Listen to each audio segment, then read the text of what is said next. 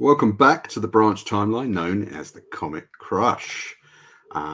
This week, me, Paul, your favourite TVA desk clerk, and Liz, your favourite McDonald's employee, are back for fries, apple pie, and to prevent a temporal meltdown.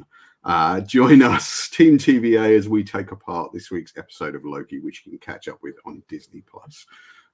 Before we jump into the episode proper, Liz and myself want to thank all of you for tuning in on YouTube or listening to us on Apple, Spotify, and everywhere you get your podcasts. I'd also like to say a special thank you to all our Patreon subscribers who help keep the Comic Crush and these podcasts going. We really do appreciate your support. Remember, you can join them from £2 a month, which is less than the price of a cup of coffee. So, on with the show. Liz, how you doing? Doing swell. Yeah. Yep. Yeah. Very, very excited to be back in this, this time warp. Yeah, I love this week's episode. We're going to get into it. There is some other Marvel stuff that's been in the headlines, which I'm sure you may have seen, which we're going to try and cover as well towards the end of the episode. This week's episode is Breaking Brad. Great title. Yeah, it is a great title. Now, I felt at the beginning of this there was a little bit of a jump. Like I almost felt like you were kind of playing catch up because they were already pursuing Docs and her sort of, well, not even, are they even rogue TVA well, it seems agents to be at this point? There's a division, within the TVA that, it's like, okay, well, they think they're not rogue. They think everyone else is rogue. But as far as like, us and Loki and Mobius, they're the rogue TVA offshoot. So we almost went to the movies this week, Liz, to see Zaniac. Yeah, right in Leicester Square, huh? Now, what was interesting there is we know that kind of theatre. Isn't that the theatre that Tom Hiddleston performed the play that you went to see? Yeah, yes. Betrayal with Charlie Cox and Zoe Ashton. Oh, amazing. Didn't you? That was the one you saw, right? What was the one you went to see? Yeah, that's the one I went to see. Yeah, so it was great. Obviously, as we know, not a cinema, but a theatre. But they've kind of redecked it as a cinema for this episode. I love how the guy in the centre of the poster there looks just like David Warner, who's an old British actor who's now sadly passed away. But I'm sure there's lots of people there who know who he is, and it kind of looks like the Hulk as well. It does, but it also does kind of look like the actor, who plays X5. If you look at, head on photo of him, Indeed. It's got his features under there. Now, this is a character. Were you familiar with the reference or? No, I wasn't. Okay, so this they're actually, this is like a deep cut sort of like to an obscure Thor villain. Called Zaniac, who appears in just a couple of issues of Thor, and is basically this like very sort of misogynist villain who kind of chases after women and stuff, but he possesses an actor called Brad Wolfe. Okay, right, who is supposed to be playing him in a film. And he ends up taking over the body of Brad Wolfe, and so all of this is like it's a little it doesn't seem like they're actually going for what the character is in the comics, but it's a reference, a little Easter egg, I guess. Also, I couldn't get a decent shot of it, but in the scenes where Loki and Mobius are in the sort of side streets, which are kind of between Leicester Square and Covent Garden, which we know quite well because we used to go to the Gym Palace just down the road. Right. Yeah. I mean, that little side street, I recognized it immediately. On the wall there is a Kinko poster for Kingo, sorry, from the Eternals. So it's one of his film posters from that era. Yeah, which where when we open on that scene, it gives us the information that we're in London in 1977. And that we're on the sacred timeline, not on a branched timeline like Sylvia's. Which is important because it's interesting that I mean, obviously there is a reason why X5 has picked the sacred timeline to jump onto and not one of the branch ones, which we'll get into. Also, but like some of the action then kind of moves to, I couldn't tell if some of it was real London and how much of it was like fake London or, somewhere in Europe that they'd you doubled for London, because there was a lot of interesting architecture going on there. I'm always I still always get kind of not excited but interested when I see things shot in London, especially places that I know or have been or spent a lot of time in. Right. And the MCU is kind of ripe for that. Yeah, because they do a lot of filming in London. So some of those scenes were kind of familiar places in and around Covent Garden, but some really weren't. I actually think that, judging by the kind of architects, they were somewhere in Europe. But they catch up with X5 or Brad Wolf at his movie premiere and try and accost him. He runs away predictably, which I like, the kind of very trusting Mobius and of course the immediately suspicious Loki. And I've got to say, I'm really loving the sort of very relaxed, easy kind of play that we're getting from those guys at the moment. Like it's so comfortable and so kind of pleasurable to watch. Did you kind of feel that this was Tom Hiddleston's Bond audition? Because the scene with him chasing X5 through London was very much apart from the frilly terrible shirt, he's very much Bond in those scenes I found, and there was a kind of touch of James Bond about that.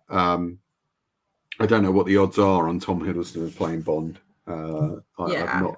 I know for a while it was talked about, but who knows? I don't really keep up with that debate anymore. But I quite like this whole sequence, and then you get this sort of really interesting scene with Brad Wolf and the three Lokis. And the sort of moving shadows, which is Loki kind of very much getting back into his godlike powers, because you haven't really seen him use a lot of those lately, and he kind of is shifting back into it a little. Yeah, see, I feel like this episode really wants to drive home. It's a very character driven episode. I found, and it really emphasizes, reminding you who Loki is, and that actually, this is why you liked him in the first place, because he's not a straight up good guy. He was a villain, and but a compelling villain, and a villain, a multi-dimensional villain, and it's showing you, he's sneaky. He's, he uses magic. He intimidates. He's scary. Which we haven't seen in a while. Because, it's been such a sort of action-driven series in a lot of ways. Like, all through episode 1, it was really just, action-packed. And this one kind of, dials it back a little and focuses a little more on character.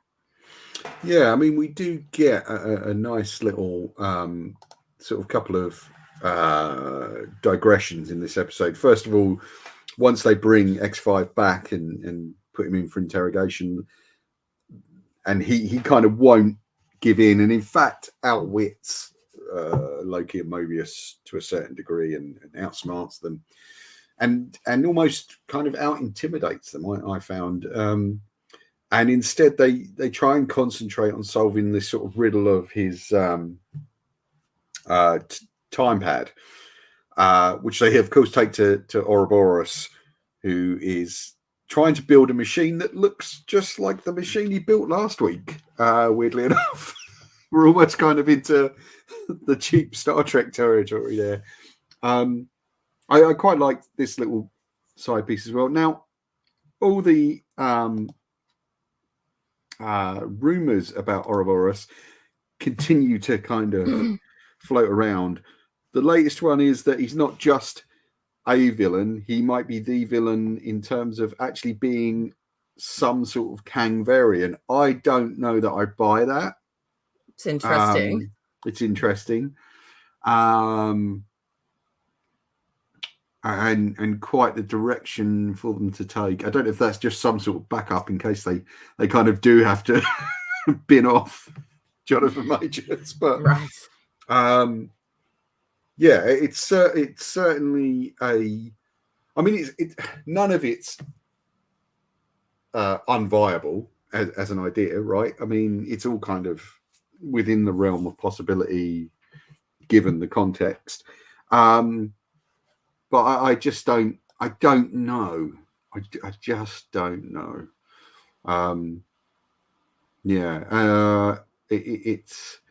It's not really something I'm fully on board with. Yeah, I agree. I agree. It's something that, okay, that's interesting.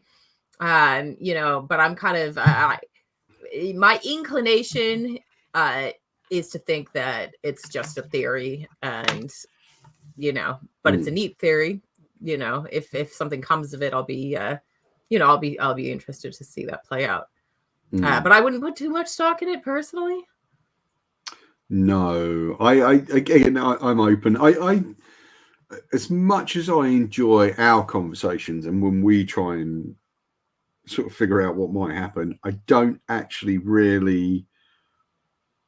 Once I'm out in the world, I don't really enjoy doing that too much. I kind of like this one-on-one, but I don't like really kind of having some huge discussion on it. I love hearing what other people's theories are. And speaking of which, guys, do drop us a comment and let us know if you've got a theory on where this is all going. We've certainly got a couple, and we're going to kind of talk about those towards the end. But I'm not one for having mass debate on it with people. Oh, I am, but you are, yes, yeah. Yeah. And I think within certain context. It might just be that I'm getting too old for it now, but within certain contexts, like when we were in the comic shop, we used to kind of always do this, and but I don't know. I think sometimes the ideas people are actually going for are a form of wish fulfillment and not kind of right. Hey, it's fun. It's fun to speculate. Yeah. I mean, that is part of the joy, I think, of the particularly of the weekly release schedule of a series like this. I think there was something fun about the Netflix sort of bingeability of just dropping a whole season all at once, but it removed the fun aspect of being able to speculate about it for 6 weeks or however many weeks. And also, what's interesting about that, I find, is that it's moved that stuff away from comics, because I don't think there are too many comics now that present you with an enticing enough mystery where people are actually kind of talking about it week on week or month on month. You know what I mean? Like, there's not. I don't know about that. I mean, the last one I really remember getting excited about, where people were kind of genuinely not befuddled, but not even confused, but just interested in where it was going, was Mr. Miracle way back when. Over what did it all mean? And I think Tom King stuff is actually very good for that. But I'm not so sure. I don't get too much of that now. I mean, maybe I just actually need to get back out there and talk to more comics. Right. Yeah. I mean, I work in a comic shop, 5 days a week. So I get lots of that sort of, feedback. And we do go back to the interrogation of X5, who's still cocky as ever. Yeah, and we didn't really get too deep into the first interrogation, which I think was an interesting talking point. So I'd rather not skip that just yet. No, go for it. Tell me what you're thinking. Well, I mean that, so they established before they walk in the door that X5 is a tough nut to crack and that he's going to try and get under your skin. And that's exactly what he does. B-15, Loki, and Mobius, all are focused on trying to figure out, what did he do to the temp pad? What is, what the modifications he made to that temp pad? What's that about? Where is Sylvie? And what's the big plan? Was General Dox and the other sort of rogue TVA agents up to? And he's really not forthcoming, and he really does actually manage to turn the tables and sort of get under their skin. And with Loki, it's when Loki says, well, lives are at stake, he throws that back at him, and he's rightly points out, well, you're sort of the last person to moralize with me about lives being at stake, because in case you forgot, you just killed however many people. And and generally, whatever variant of you exists out in the world, you always bring trouble with you, and you're always the problem. And he goes so far as to make a dig about Loki's mom, which was harsh stuff, which Loki is kind of responsible for. Well, he is. I mean, now this Loki, of course, that hadn't happened for him yet. But he knows that it happened because, in season 1, we see him actually find out what his future would have been. And he sees that he's responsible for the death of his mom. Now, I first of all, I love this shot in the episode, because it kind of is Loki being very godlike and towering over the little guy, and sort of taking his place again. And you can see that is a temptation for Loki. He does kind of, want to still be the man burdened with glorious purpose. He still wants that. And right. It's the nature of his glorious purpose that I want to get into as we progress down this particular rabbit hole a bit later on. I won't say how or why yet, but it is something I do want to get into. And also, it's interesting to see X5's obsession with this idea of none of this is real. Because we kind of saw the beginning of that last week when he was looking at Mobius's jet ski pictures, and he kind of has this sense that, look, none of this matters, which is interesting and does lead into something I want to talk about a bit later on.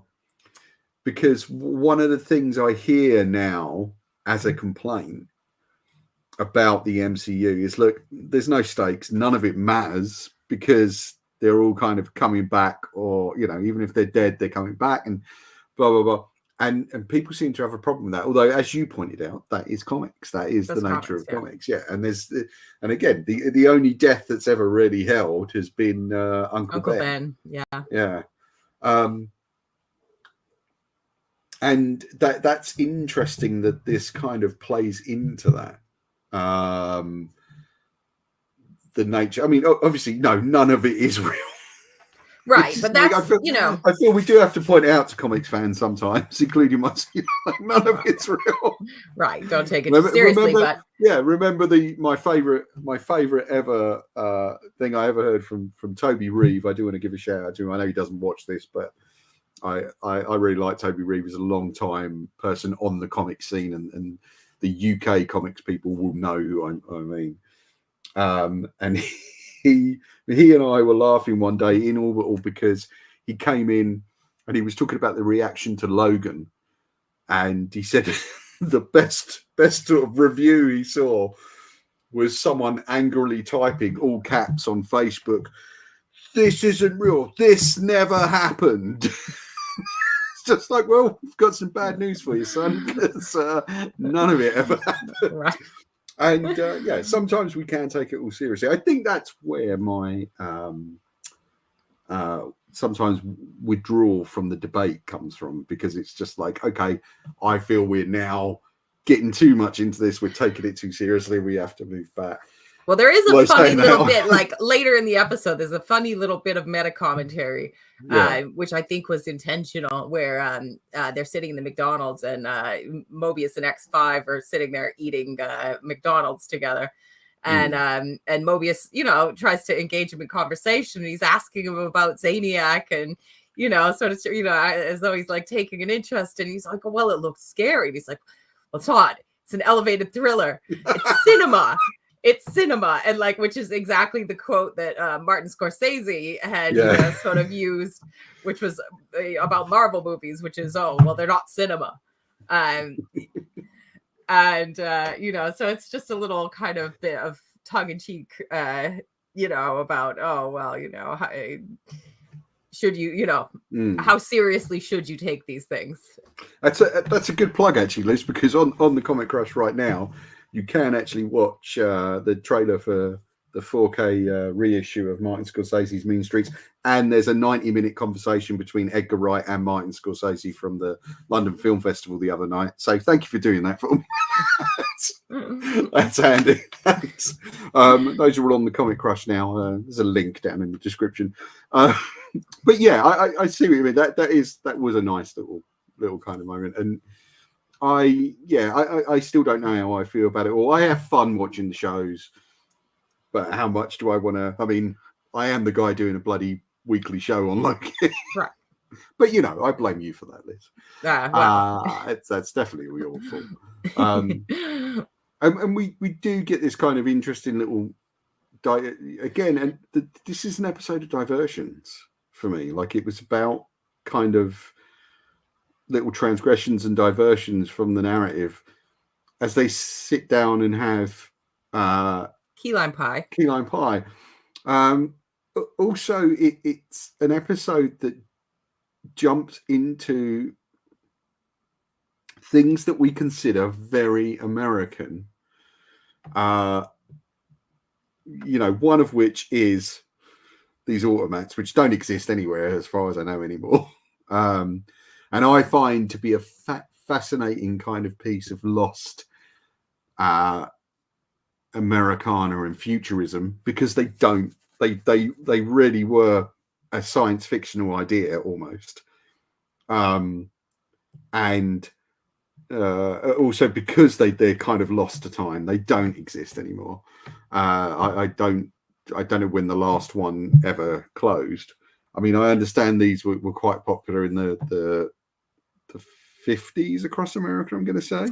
I think they draw a lot of the like TVA aesthetic from the 50s. Yeah. And I think, can I just point out this week, I want a big shout out to the production designer on this season, who is, sorry, I should have checked this before we jumped on the episode. But I didn't, so you can probably hear me frantically typing away. I can. So it's Kazra Fahini, I think, if I'm saying that right. Kazra Farahani, who's done some great stuff, and the design of the TVA, especially in this episode, was spot on. And also later when we get into the McDonald's, right down to the color scheme, the decor was exactly as I remember McDonald's being when I was a kid, which I still would have been in 1982, believe it or not. So there's interesting stuff happening in these kind of moments. I don't quite know what they're trying to say with it, but also remember that when McDonald's came out in the 50s, that was like the future as well, because there were no there was no cutlery. It was just, you take this away, you eat it yourself, and then you just throw everything away. And then that must have seemed like a massively futuristic idea. And it's interesting, those things were always centered around food. Yeah. Well, like, that it's a comfort thing, I guess. Maybe it's like the pie and the McDonald's. There's sort of this comfort food aspect to it, in contrast with everything that's going on. And this scene between Loki and Mobius happens right after both of them have been really riled up. So after Loki gets, being told, oh, you're the villain, you're a loser, all these terrible things. You did all these terrible things. Mobius, is reminded by X5 that, he's no one, he's nothing. And, he's sort of, it's thrown back at him like, why haven't you gone to find out who you actually are? Yeah. Which and Mobius is rattled by it. Yeah.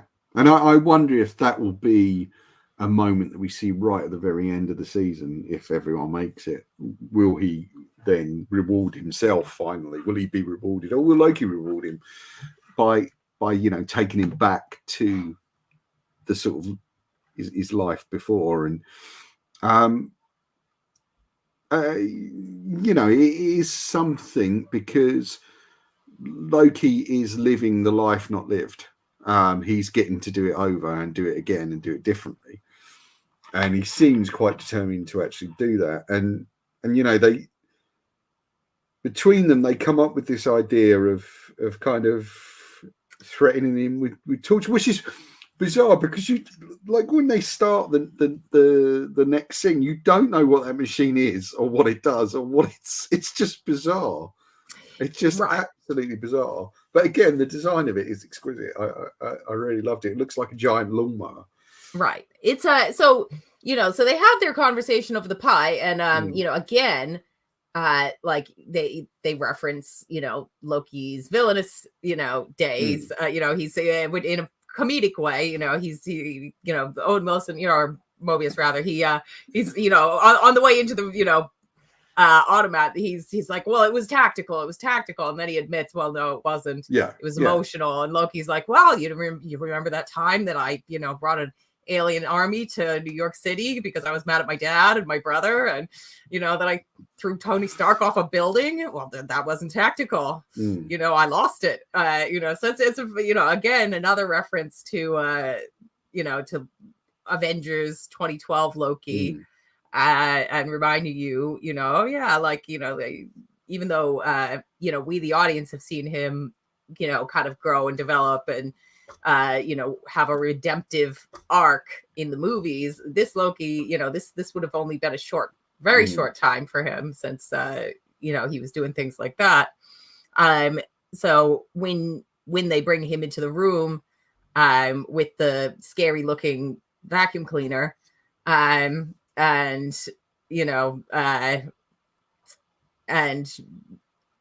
lock Mobius out into the hall, I think you're supposed to be questioning, like, okay, wait, so is he really about to kill this guy? And they kind of play it to that effect. I personally would have really liked it if that was what happened, that it wasn't a plan between Mobius and Loki. Okay. And that was just Loki, sort of veering more into, his villainous side. Can you talk about why? Yeah, because I feel like that is what makes Loki's character the most interesting, is his unpredictability. And, questioning, what he's going to do. And is he good? Is he bad? Is he both? Whereas I didn't really worry in that scene, because, we kind of knew going in that it was going to be a ruse between him and Mobius. I would have liked to be more surprised, and, and for Mobius to be surprised, for Loki to use those tactics, without his permission. Okay. So going off that, and in going back to your idea, brilliant idea last week, that the some of the scenes we saw in the first episode were in fact the last episode, or what would happen, and the unknown person who kills Loki, who prunes Loki, I think that Loki is I don't know how to put this, the bad Loki, if you want. I think that's the Loki you want. And I think that's the Loki that's now running around the TVA. And I've got a feeling maybe that you might get that Loki by the end. And I think his plan might be to end up running the TVA anyway. Right. I mean, because that's what was presented to him at the end of season 1, the opportunity to do that. And he would have chosen it. And because he thinks that, you know, he thinks that it's the right thing to do, you know. He thinks that actually it's the lesser of evils. So but you know, somewhere along the line, there's been a divergence that we're not privy to. Do you not feel that? That somewhere along the line there's a branch that we're not yet kind of. I mean, obviously there's loads of branches that we're not privy to, but I think there's one that we're really not privy to, and that's that Loki. Yeah, that we're right, which would make loads of sense. Because I feel like, we, you know, the Loki we're with now has already had sort of a full redemptive arc in a way in season 1. You know, but they're now reminding us, oh yeah, don't forget he's a bad guy too. Yeah, he's been a bad guy. I mean, I'll actually kind of be disappointed almost if it is that, because I kind of like the new leaf that he's turning over, and I'd like to see Sylvie become that Loki. Do you know what I mean? Like, I'd like to see her kind of take her place in the canon. I like a Loki that's like a mix, you know, because I don't think that he should be a hero. I think that, you know, and the best stories in the comics always bring it back to the fact that, you know, he can't escape who he is, even when he does heroic things. And he's not a straight up villain either. But I think that the MCU isn't necessarily bound by that.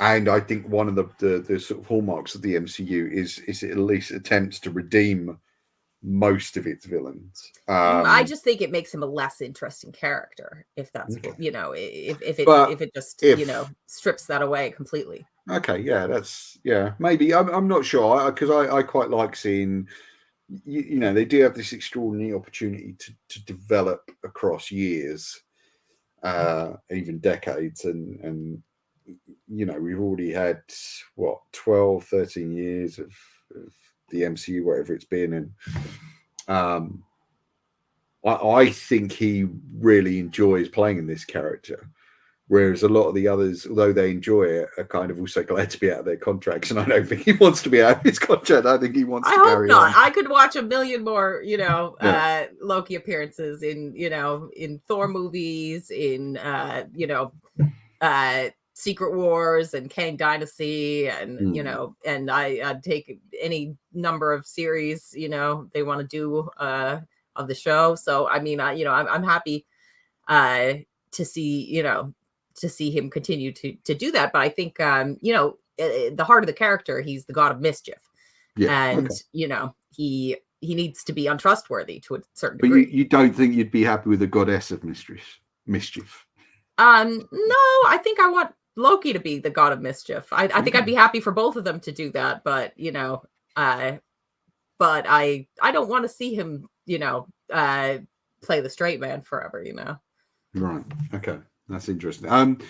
If you want to see more appearances of Loki, you can head over to the web shop right now. And we've got like the first appearance of Kid Loki in that set right there. I've got Siege.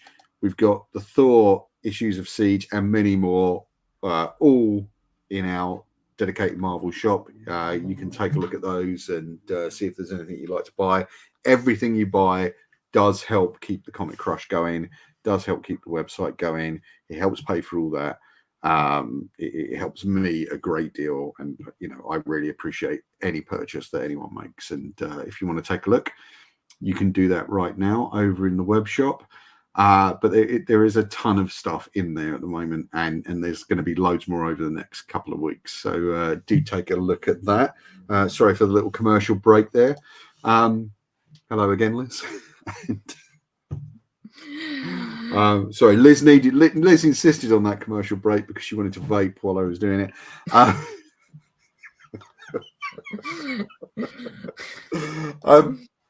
So, you know, in amongst all this stuff going on with X5, he eventually does crack and does, you know, say that he's going to show them where Sylvie is. But we also get some problems with the TVA. I mean, going all the way back to earlier on when we had this going on, there are some very serious things going on because apparently the temporal loom is kind of really breaking down still. And Ouroboros is trying to fix that. And as I said, the machine that he's building looks just like the machine he built last week, which is kind of an interesting... I couldn't tell if that was intentional or not. It kind of becomes like a time loop of its own in a way. And we also kind of discover that the one person who can kind of fix this is He Who Remains. Right. Because they need a retinal scan from him. Yeah. And a temporal aura, right? Yeah. They need to scan a temporal aura. Now, what was interesting about that was I genuinely thought there might be something with Ouroboros there where you'd get a kind of hint that his temporal aura was the same as Kang's. But we didn't get that. Like we got sort of the opposite of that, really. Yeah. And we also got like more stuff for Casey, who, you know, as we talked about in episode 1, is going to have more of a kind presence, of presence this season. I kind of really liked his sort of hero worship of OB. You know, will you sign my TVA guide as the world is ending around them? Like, I feel like the guidebook is going to continue to play a role. Yeah. You know, I think it's very intentional that they keep bringing it up. And I feel like there's going to be some payoff from the existence of the TVA guidebook. Yeah. I don't know what, though. Have you got any idea what it might be? No, not yet. You know, but, you know, maybe the answer to everything already lies in the TVA guidebook. Who knows? Could be. You know. Could be. I'm really gutted that I missed out on the TVA experience. Did I already talk to you about this? So when the series premiered, they had a TVA live experience in London that a bunch of people like we know, like Eamon and Rebecca, Arbitrary Genius, went to. I didn't get to go because I didn't know about it. It was sort of over as I was as I was becoming aware of it, and I think they were giving out TVA guidebooks there. And I completely missed it. I'm so gutted. It would have been that would have been pretty good. But maybe we'll try and get Eamon on for one of the episodes to come and talk about that. That would be cool. That would be fun. Or Rebecca. I'd love to have her on. She's I know she's always good fun on the Moon Knight podcast. She does. So yeah, I mean that problem kind of seems to get solved. I couldn't really tell. I don't think so. I think it's still a problem, but we're kind of diverted from it because we then, you know, sort of learn that we need to you know, go back to find Sylvie. And we find out where to find her, and X5 agrees to take them there. Yeah. So we're in the McDonald's in where was it again? 1982, Broxton, Oklahoma. Which is a branch timeline, and Broxton, as Liz pointed out, was the location of New Asgard. New Asgard. In the comics. In the comics. Whether or not they do anything with that, who knows? But there's Sylvie happily working at McDonald's.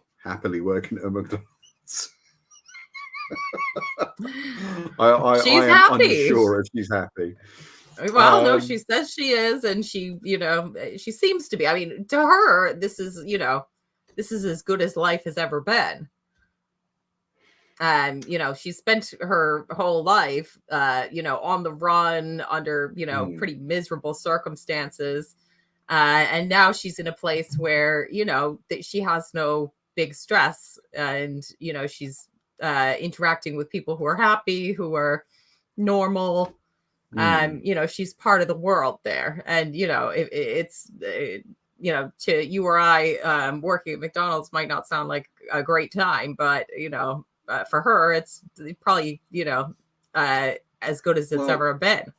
I just don't know that kings can be happy if they're forced to be subjects, and she certainly was the ruler of her own kind of world before, and she survived by a wit. There is something, I guess, maybe people get tired of doing that and get tired of having to kind of pull it all out of the hat at the last minute and survive that way. I don't know how you feel about that. I mean, I think that I genuinely do. I do genuinely think that she's happy there at the moment because, she's finally got some peace. She's finally got some stability. She's got all the things that she never got to have. And, just living a simple life to her is, and whether she would remain happy, remains to be seen. But I think that for this particular moment, she just wants to finally, have some kind of, just peace and stability in her life, and friends, and just pleasant interactions instead of always being chased or chasing someone. And we find out in the beginning of the scene that she's murdered 400 TVA agents. She's been forced to become this brutal person and live under brutal circumstances. And so this is like a big break from all that. And it is kind of a fantasy, like, that can only be temporary.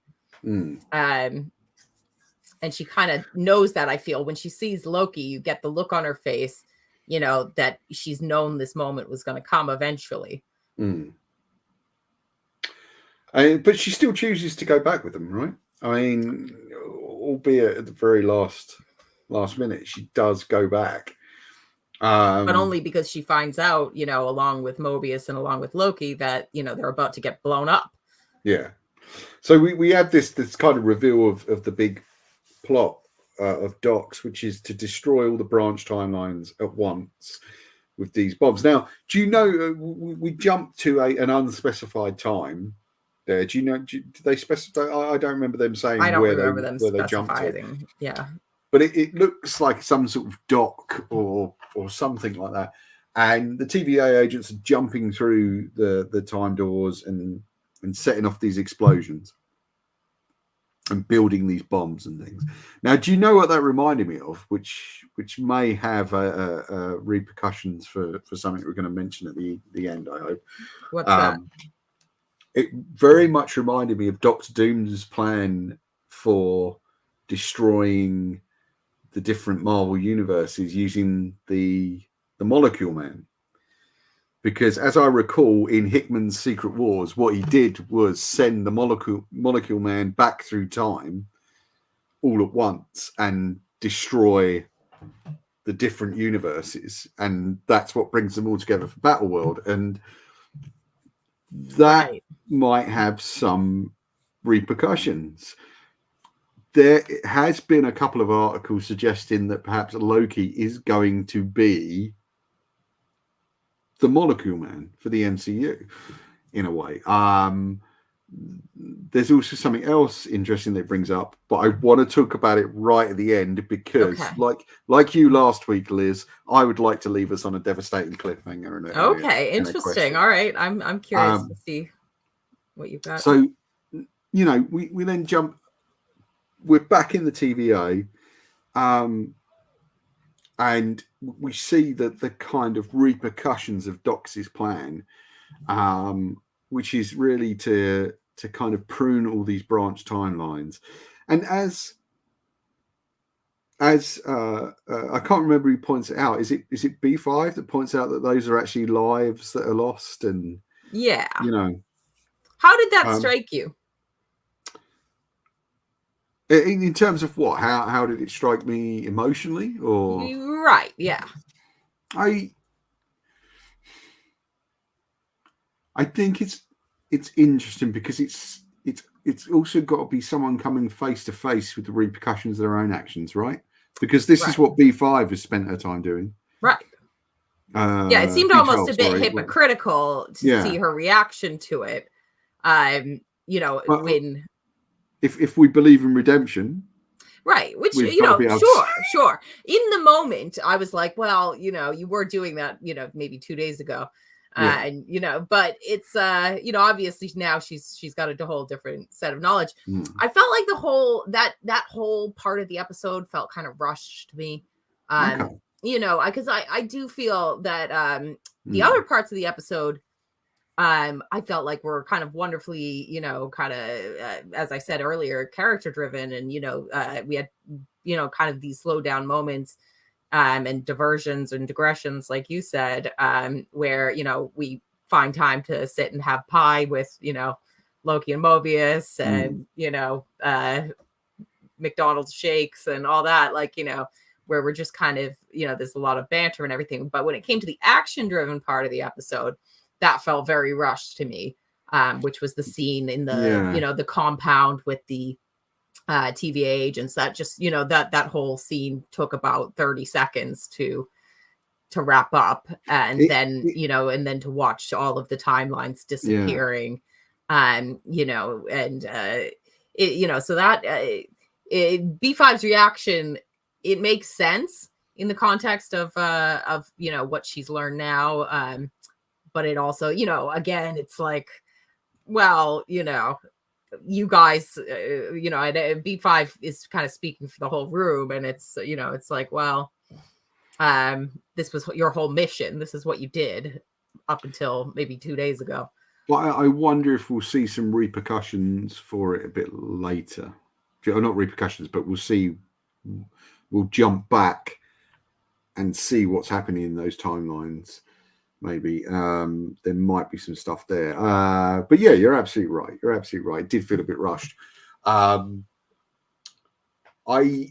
think it's like at the beginning I felt we were playing catch up, and they then felt the need to suddenly rush at the end, and it's just like, well, no, actually I think you kind of needed a bit more decompression, because there was no kind of, one of the things that TV does a lot, especially weekly episodic TV, not so much these kind of novel format TV shows, but is one of the things it does well is catch up dialogue.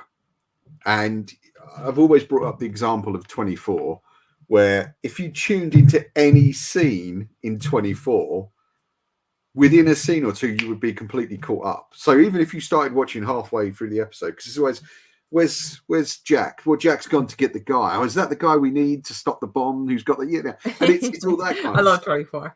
Yeah, but you don't get that in this. Like, there was no catch-up dialogue. Right, even from the outset of the the episode, they throw you right in the deep end of the story, and you kind of have to work out, And I think to a certain extent, it's because they're feeding off the previously on. Because I skipped that this week. I fast forwarded through, and now I wonder. Right, maybe you should have watched that. Yeah. Which is kind of weird. I do wonder if these episodes were originally supposed to be presented in the same week. I wonder if they were designed originally to be done like a 2-episode premiere, like you get sometimes. Maybe. So are we coming towards the end here? I think so. Yeah, it's So basically, I mean, by the time you get to that point in the episode, there's really not much else, beyond Sylvie, decides to leave and go back to her timeline, which has survived this, mass destruction of so many of the other timelines. and we still have, hanging over us the problem of Kang's temporal aura being needed. So I have a feeling we're going to get into that next week. And we also leave off with Sylvie. We discover, as in kind of the last scene, that she's sitting there on her truck, and she, has something that she's playing with in her hand. Now, I couldn't figure out what this was, so I had to look it up. Right. Go on. Did you know what it was? No. Okay. Because it was a little, you could see she had this little disc in her hand, and it didn't look like a TemPad, but what it was is the not TemPad, but it was He Who Remains is oh yeah, okay. Yeah. His I can't remember what it's called, but yeah, the device that he was using. Yeah. Right. At the end of season 1, right? Yes. Yeah. So she had obviously taken that after killing him. Okay. So, so that, we don't know exactly what the powers of it are, but, it's what she is obviously able to use to, travel between timelines, and, we probably has some other powers that, that maybe, because we know we're going to have to go and find He Who Remains somewhere in the timeline, it may help to locate him.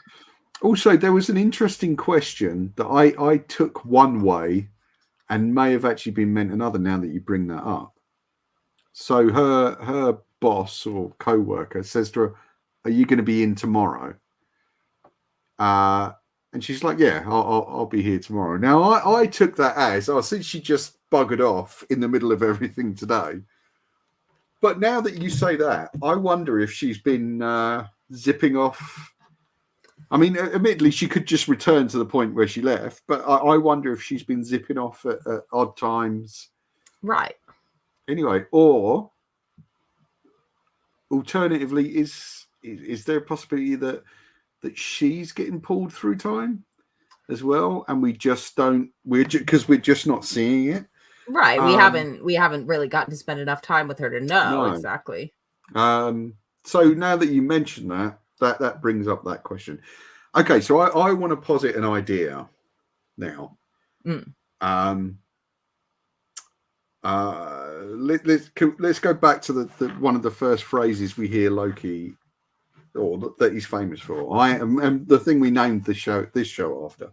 Right. I am burdened with glorious purpose. And that is the title of the first episode of series 1 as well. Yeah. So, what if the purpose has changed? And I don't, I'm gonna just suggest that his purpose is perhaps not to destroy, but to create, and that in fact Loki is going to reset the entire timeline for the MCU, and we're going to get a reboot, because there has been a lot of kind of fan scuttlebutt about it needs a refresh, it needs a reboot, it needs a kind of, it needs something to kind of reinvigorate it, because a lot of people feel that it's kind of gone very wayward. I have mixed feelings on it. I think it's a lot more hit and miss than it used to be, but I still think some of that is because we came off such a high with Infinity War and Endgame. And there had been a very clear path, with that whole first phase, or really the first 3 phases. So I'm gonna say that I think Loki's going to attempt to reset the timeline completely for everyone, and I think that is going to lead to a war with Kang, and I think it is going to be Loki versus Kang, and I think it's going to be like a huge kind of, that's going to be the Secret Wars. Is it's going to be kind of taking off the sort of main board of the MCU. And I think that's where you're going to get characters like the Thunderbolts coming in, and that's where you're going to get the Young Avengers. So it's not even going to be the kind of main teams, and they may even jump it back so that is running alongside the MCU that we know from before, like the first three or four phases. So you think that, because I don't know, I think that's an interesting theory, but I don't know that they would then like just kind of chuck aside all of the stuff that's been going on, that's no, I don't necessarily think they're going to chuck it aside, because I think once all that's over, we're gonna have a whole new timeline that's going to be okay. Thunderbolts, Young Avengers, New Avengers, what have you, right? And we're supposed to be getting a new Avengers team, I think, in Secret Wars, or whichever one comes first, the Secret Wars or Kang Dynasty. But we're I think it's Kang Dynasty first. Kang Dynasty first, yeah. Sorry, it's so would that potentially include Loki? I don't know. I mean, I'm positing an idea, but I think his glorious purpose is to reset the MCU, the universe as they know it, right? So I think that's what's, which would make a lot of sense if he does in fact end up being the person who controls the sacred timeline and TVA and the things that He Who Remains wanted to leave in his hands. Yeah. So I think that's a possibility of what's kind of gonna happen. That's everything I've got on this week. I'm done. I've kind of said what I want. How about you? Sure. Liz? Yeah. I mean, I think I really liked this episode. I think I really liked seeing villainous Loki again, or at least glimpses of him. Because I was kind of thinking to myself, well, I mean, because how I feel about this character. It's one of my absolute favorite characters, and I like the duality. Okay. I mean, I had no investment with a lot of the Marvel characters. I had no investment until the movies came along. Really. Although yes, I've read comics. I wasn't a big Thor reader. I didn't. You know what? I struggle to remember if I knew anything about Loki before the first movie that he appeared in. Right. Like I really struggle to remember. And to be honest, movie Loki has had a huge impact. The popularity of movie Loki has actually had a huge impact on where they've taken him in the comics. It's actually brought him, from being really just kind of a cut and dry villain for the most part. Not, and I say that they leaned heavier into his villainous side pre movie Loki. And the journey that he's been on since, the phenomena of people just going crazy for his character in the movies, I think is a direct result. And I think it's, they put him on, just a really interesting path in the comics, kind of going through redemptive arcs, but then kind of, being reminded of who he really is. And, so that's something I love about the character, and that I want to see continue in the films. I'm very ambivalent about a lot of the Marvel stuff at the moment, and about comic book films in general. I don't think it's had its day. I don't think it's finished yet. I think it's just going through a cycle, and it's just because of the ubiquitousness of it. And it's assimilating all these other properties that have kind of been out of the loop, with the actual MCU for so many years, that it's like that's a task unto itself, is to make it make sense that the X-Men are suddenly appearing, and the Fantastic Four, and all these characters that previously were not owned by Disney. Yeah, very true, very true. And obviously we're yet to see the kind of full end result of that. I think that's it from us. Join us next week for more temporal hijinks, and don't forget to check out the Patreon or the web shop, and follow us at The Comic Crush on Instagram, Hive, and Twitter, at thecomiccrush.bsky.social on Blue Sky, and find us on Facebook. You can also subscribe to this show and our podcasts on YouTube, Apple, Spotify, wherever you get podcasts. And please do drop us a review, a rating, and let us know what you think about Loki season 2 or any of the shows we discuss in the comments section. We would love to hear from you, and obviously we will get back to you. We will kind of try and answer all those comments and incorporate them into the next show as well, and we'll discuss what you've got to say, and try and give you an answer, let you know how we feel about it. Well, that's what this show's all about, letting you know how we feel about it. Liz, thank you so much for joining me once again. It's time to say goodbye. All right then. Well, until next time. See you soon. Back next Saturday. See you soon.